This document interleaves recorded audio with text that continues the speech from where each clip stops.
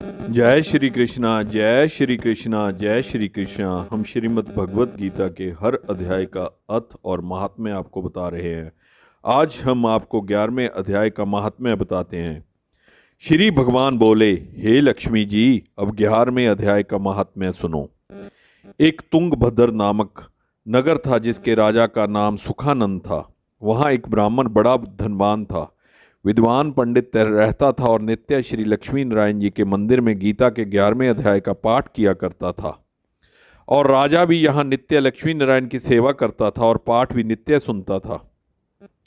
एक दिन कुछ संत तीर्थ यात्रा करते करते उस नगर में पहुंचे। राजा ने समान सहित संतों को टिकाया और भोजन कराया। भोजन करके संत बहुत प्रसन्न हुए। प्रातःकाल राजा अपने पुत्र और मित्रों सहित उनके दर्शन को गया और संतों के महंत जी से धर्म की बातचीत करने लगा।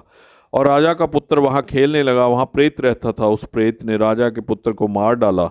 चाकरों ने राजा को इस बात की खबर की। राजा बोला, हे संत जी, आपके दर्शन का मुझे अच्छा फल मिला। मेरा एक पुत्र था, सो भी प्रेत ने मार डाला। राजा महंत सभी प्रेत के पास गए और ब्राह्मण ने प्रेत से कहा, अरे प्रेत, तू इस लड़के पर कृपा दृष्टि कर, जो यह जी उठे और तू अपने पूर्व जन्म की बात कह। तब प्रेत बोला, मैं पूर्व जन्म में ब्राह्मण था, इस ग्राम के बाहर हल जोतता था। वहां एक घायल ब्राह्मण जिसके अंगों से खून निकल रहा था खेत में आकर गिर पड़ा। एक चील उसका मांस नोचकर खाने लगी। मैं बैठा देखता रहा।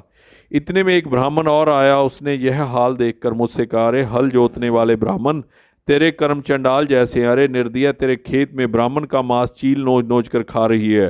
तू आंखों से अंधा है जो छुड़ाता नहीं है, सो तू मेरे श्राप से प्रेत योनि पाएगा।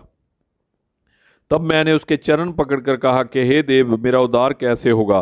तब उस ब्राह्मण ने कहा, तुझको जब कोई गीता के 11वें अध्याय का पाठ सुनाएगा तब तेरा उद्धार होगा। ब्राह्मण ने गीता के 11वें अध्याय का पाठ प्रेत को सुनाया और उस पर जल छिड़का। तब तत्काल प्रेत की देह छूटकर उसने देव देह पाई और राजा का मरा हुआ पुत्र भी भगवान का नाम लेता हुआ खड़ा हो गया।